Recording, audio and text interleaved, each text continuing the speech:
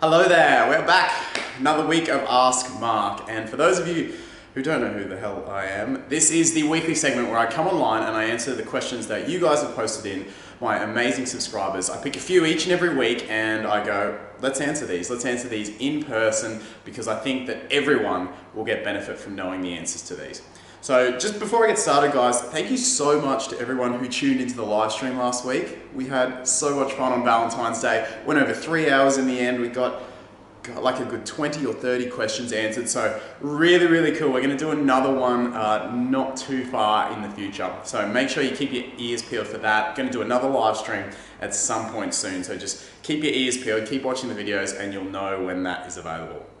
Guys, thanks so much for getting behind the channel in especially the last couple of weeks. We've had a whole bunch of new subscribers come online, so it's great to have you. Post your questions. I answer all of them, every single one. So make sure you post them, get involved with the channel. I love having you guys on here. And it just, it honestly just warms my heart the way you guys have been getting involved with it and subscribing to it. So we got a few really cool questions today, so let's get straight into them. And the first one is from Jappy JJ.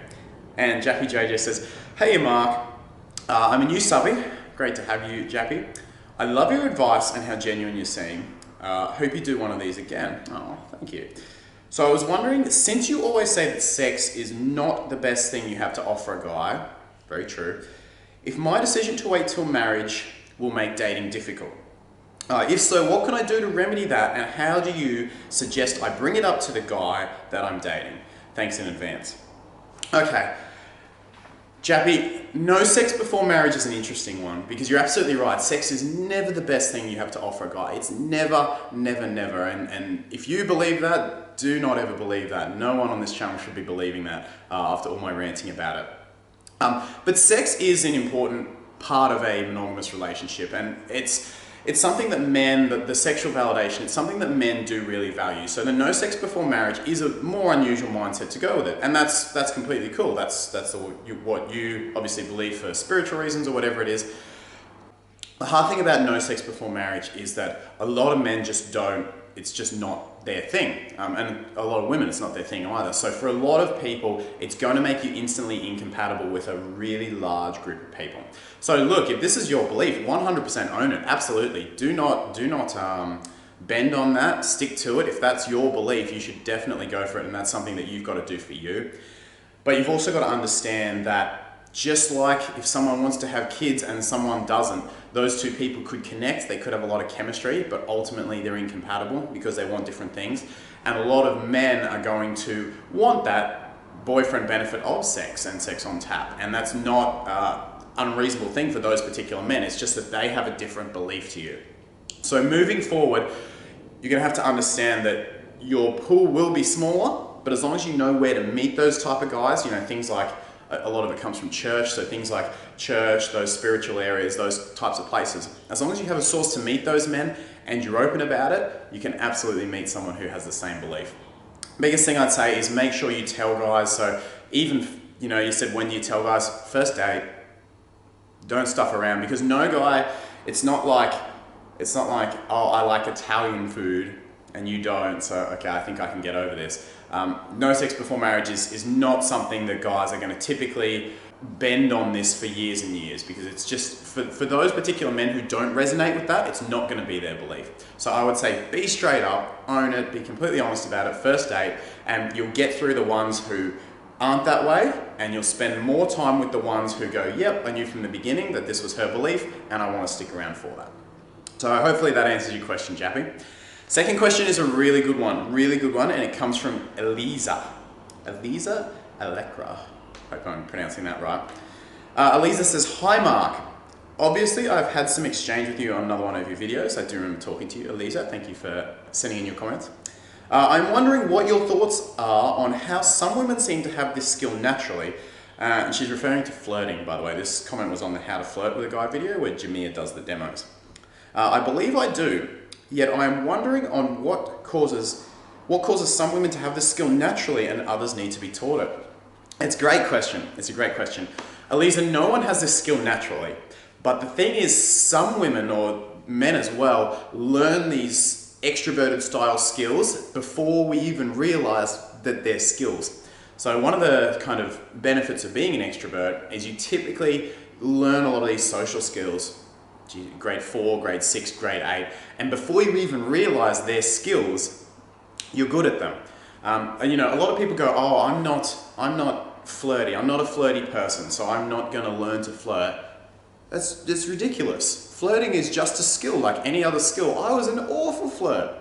Absolutely terrible. And I learned it as a skill just by spending time around women and getting to meet women and connect with women and really starting to enjoy my interactions with women. So it's the same for any of these interpersonal skills. You know, us introverts generally are a little bit behind because we don't spend as much time socializing through middle and high school, and so those skills don't develop as quickly, and you kind of wake up maybe when you're 20, 25, 30 and go, how are these women so natural and why do I suck at this?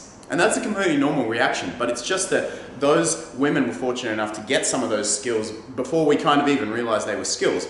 And you'll have other skills, you know, you'll have that independence thing, you'll have other skills that introverts naturally get, which is things like, you know, being able to reassure yourself and having a really good sort of center, different things. And you'll have those, and extroverts might have to learn those skills more. So these are all just skills that we develop kind of through our early teenage years, and a lot of us don't develop necessarily the ones we want because we're not thinking about it at the time. So once we're adults, we go and we develop the ones we want.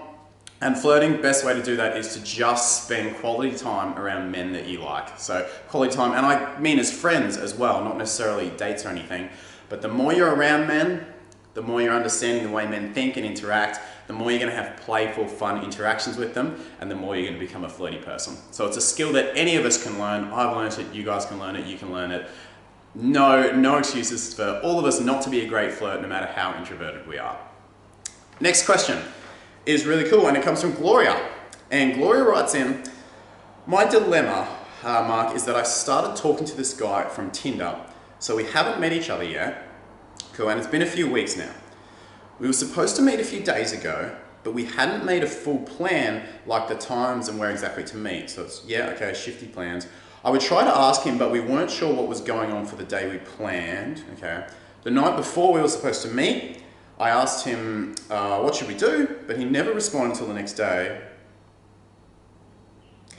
and said he had to work. Okay, so that's pretty useless of him.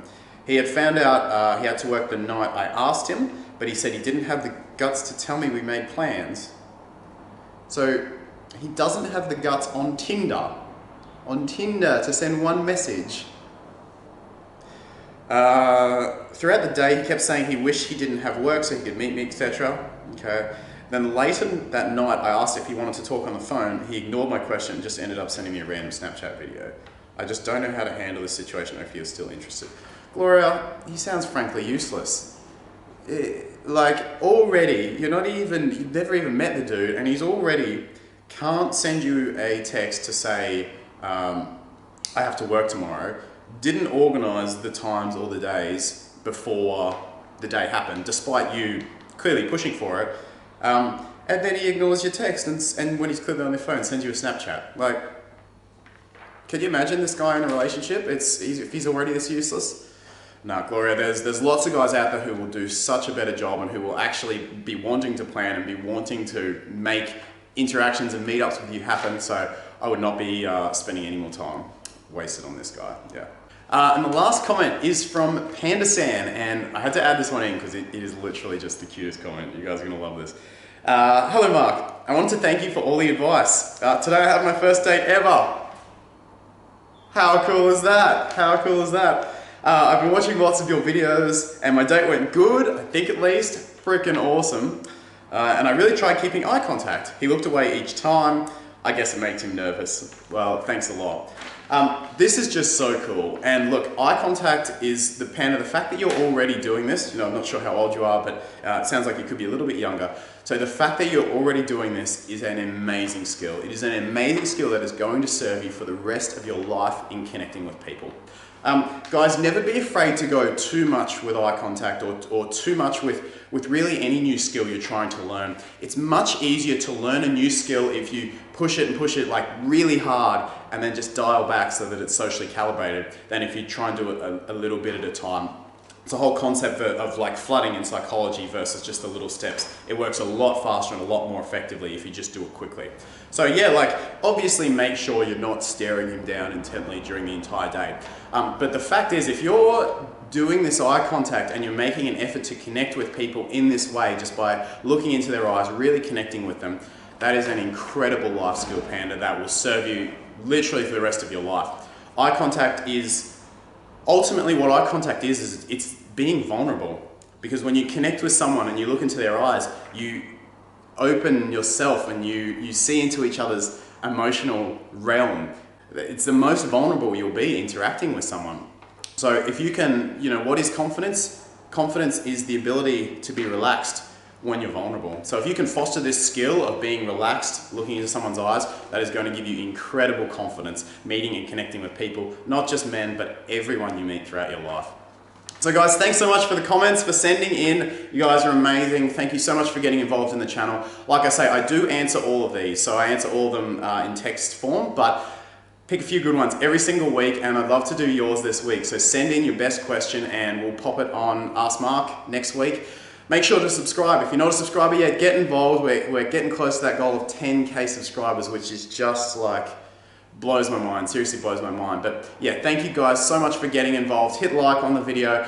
Make sure you download the ebooks if you haven't already. They're in the description. And if you do want to talk to me, don't forget you can always do that over Skype by booking in a session on the website, makingyours.com.au/coaching.